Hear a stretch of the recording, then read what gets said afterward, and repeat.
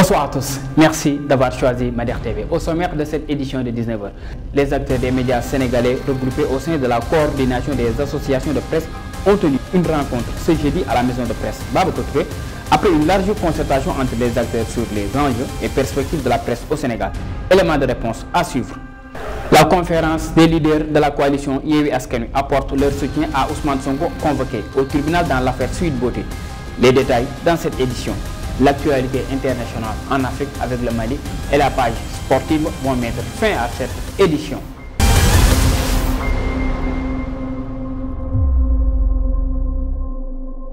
Soyez les bienvenus. Nous allons commencer le journal avec la déclaration de la coordination des associations de presse. Après une large concertation sur les enjeux et perspectives de la presse au Sénégal, la CAP déplore la situation alarmante dans laquelle évolue le secteur médiatique. Reportage Lemou Gueye et Fama Diagne. Après 2 jours de réflexion sur les enjeux et défis du secteur des médias sénégalais à Toubab Dialaw, le cadre unitaire de coordination des associations de presse faisait face à la presse ce mercredi pour dénoncer les conditions désastreuses que subissent les acteurs de presse.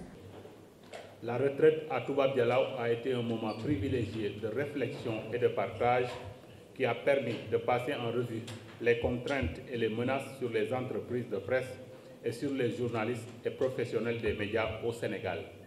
En effet, la presse sénégalaise est à la croisée des chemins, évoluant dans un environnement précaire pour les entreprises de presse et pour les hommes de médias. Secteur important, la presse sénégalaise n'en présente pas moins des opportunités, notamment dans le secteur numérique et digital, étant déjà un secteur créateur d'emplois, de richesses et de valeur ajoutée, contribuant ainsi à la formation du produit intérieur. Nous, acteurs de la presse et membres de la CAP, déplorons les principaux maux dont souffre aujourd'hui la presse sénégalaise, qui sont les suivants, ces mots donc: la situation précaire des entreprises de presse, les difficiles conditions de travail et de vie des acteurs des médias, la problématique de la gouvernance des médias publics, les attaques répétées contre les journalistes et les techniciens des médias, les défis et enjeux de la formation des hommes et femmes des médias, la faiblesse de la qualité des contenus dans les médias, le non-respect des règles d'éthique et de déontologie. Ayant évalué le niveau alarmant de la situation dans laquelle évolue la presse sénégalaise, nous, membres de la CAP, appelons les autorités publiques à accompagner les médias pour un environnement plus favorable aux entreprises de presse publiques comme privées. Selon Mamadou Thior, président du COREC, la CAP compte tenu les assises de la presse afin de proposer des solutions durables pour ce secteur. C'est ainsi que les membres de la CAP ont unanimement décidé de tenir prochainement les assises de la presse pour, au-delà des contraintes du secteur, proposer des solutions durables. Ces assises de la presse vont permettre d'asseoir une presse libre, professionnelle, responsable et faire émerger des entreprises de presse fortes pour des médias crédibles et respectés. Nous, membres de la CAP, exprimons nos profondes préoccupations par rapport à plusieurs problématiques pour lesquelles il urge de trouver des solutions pertinentes et durables pour une prise en charge efficiente et partagée par les acteurs de la presse et les autorités publiques. Ces préoccupations concernent la nécessaire régulation du secteur par les autorités publiques, notamment concernant le secteur de l'audiovisuel, l'évaluation et la réforme du Code de la presse 5 ans après son adoption, la mise en niveau du cadre légal et réglementaire du secteur de la presse, le financement adéquat des entreprises de presse publiques comme privées, suivant des modèles économiques pertinents et la mutualisation des moyens dans les médias, la prise en compte des intérêts des entreprises de presse dans le futur Code de la publicité, la nécessaire prise en compte de la digitalisation et de la transition numérique. Par ailleurs, lors de ce point de presse, les membres de la CAP insistent sur l'urgence de la définition d'un plan d'action sur les contraintes du secteur de la presse. L'artiste comédien Bass Diakhaté a tiré sa révérence ce mercredi suite à une hospitalisation de quelques jours. Bass Diakhaté, un artiste très talentueux qui marquera à jamais l'histoire du théâtre sénégalais. Le groupe Mader présente ses sincères condoléances à toute sa famille éplorée et à toute la communauté culturelle sénégalaise. Nous poursuivons avec la conférence des leaders de la coalition Yewwi Askan Wi face à la presse ce mercredi. Selon le président de la conférence des leaders Khalifa Sall, nous allons accompagner Ousmane Sonko comme nous l'avons toujours fait dans cette épreuve. Fin de citation. Suivons le reportage de Ahmadou Bamba Diallo. Suite à la convocation d'Ousmane Sonko, président du PASTEF et membre de la coalition Yewwi Askan Wi par le doyen des juges dans l'affaire Sweet Beauty, prévue ce jeudi, la conférence des leaders de Yewwi Askan Wi ont fait face à la presse nationale et internationale au siège du PRP sur la VDN. Khalifa Sall et compagnie réaffirment le soutien à Ousmane Sonko. Au cours de cette déclaration de presse, l'ancien maire de Dakar a affirmé qu'une réédition des événements meurtriers de mars 2021 n'est ni souhaitable ni souhaitée pour notre pays. Je le dis clairement en français, pour que nul n'en ignore et qu'on comprenne. Nous ne pourrions exclure une réédition de mars. Du lu ñu bëgg, du lu ñu ñaan, du ñu lu njort, du lu ñuy dox, du lu ñuy sabab. Mais gor lañu wa moomul di toroxal ak gundoxataal. Góor goo bëgg a def yenn rek mu fippu teg ba am nu mu wane. Loolu moo tax ma ni une réédition de mars mën na ne mais du lu kenn ñaan du lu kenn bëgg du lu kenn xalaat. Selon Cheikh Tidiane Youm, l'épisode du mars 2021 n'est que le prélude de ce qui attend Macky Sall. La coalition Yewwi Askan Wi étant une famille, lorsqu'un membre de cette famille est inquiété injustement, tous les membres de cette famille se sentent concernés. Pour lui qui pensait que la coalition était terminée au lendemain des élections législatives, il se trompe. C'est une coalition qui perdure, c'est une coalition qui sera là jusqu'aux élections présidentielles de 2024. Et nous ferons bloc pour faire face à toute injustice adressée à un membre de cette coalition. Mais qu'elle reste du domaine du possible avec l'audition de ce jeudi 3 novembre 2022 d'Ousmane Sonko par le juge d'instruction de charge du dossier Sweet Beauty. Par ailleurs, Khalifa Sall annonce que tous les responsables de Yewwi Askan Wi vont accompagner Ousmane Sonko au tribunal. Il informe que le leader PASTEF est très serein, il n'y a aucun problème avec ce qui se passera demain. Il est très clair dans les dispositions de citoyens responsables et de justifiables et qu'il assumera toutes les responsabilités et si c'était nécessaire.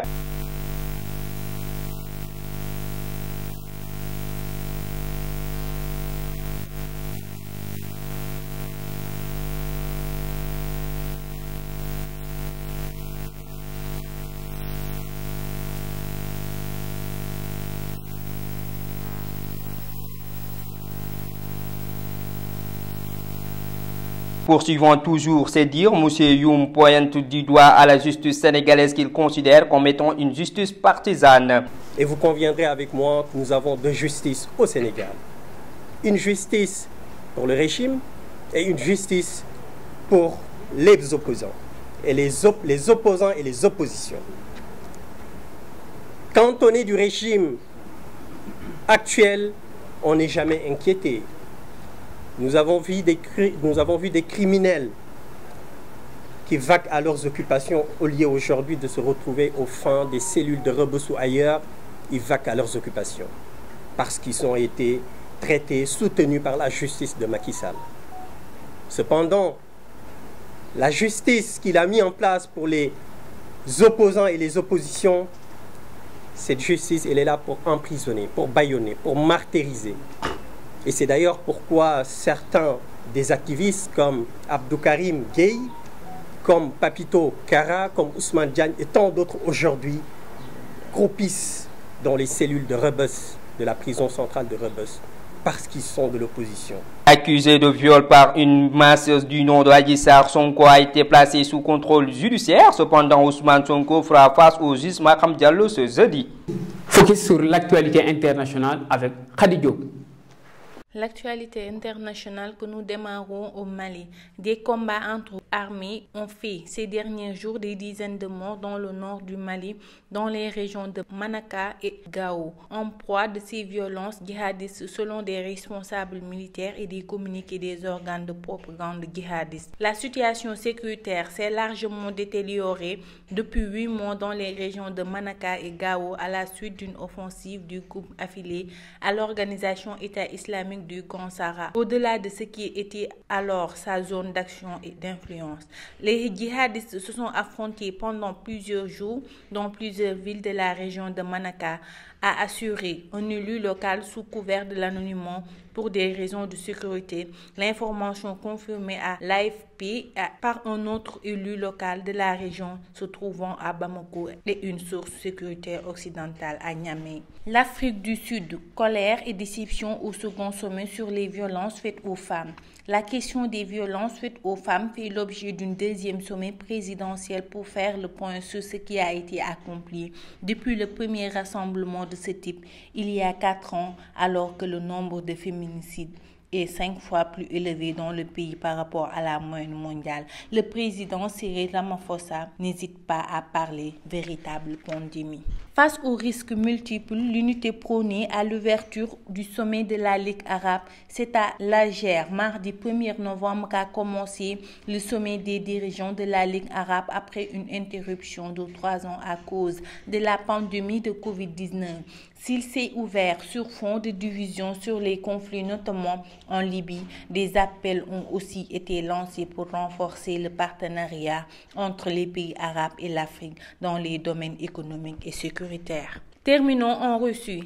La Russie a annoncé ce mercredi 2 novembre 2022 reprendre sa participation à l'accord sur les exploitations de céréales ukrainiennes après avoir reçu des garanties écrites de la part de l'Ukraine sur sa démilitarisation du couloir utilisé pour le rapport. La Russie considère que les garanties reçues jusqu'à présent semblent suffisantes et reprend la mise en œuvre de l'accord, a indiqué le ministère russe de la Défense sur Telegram. Moscou avait suspendu sa participation samedi dernier après une attaque sur sa flotte en Crimée. C'était tout pour l'actualité internationale. Nous terminons la page sportive. Hommage de la CAF et de la presse africaine et internationale rendu au journaliste Salif Diallo. Écoutons Souleymane Sorno. Débutons la page de soir avec les décès du journaliste sportif Mamadou Salif Diallo. La Confédération africaine de football et la presse africaine et internationale ont rendu hommage à Salif Diallo.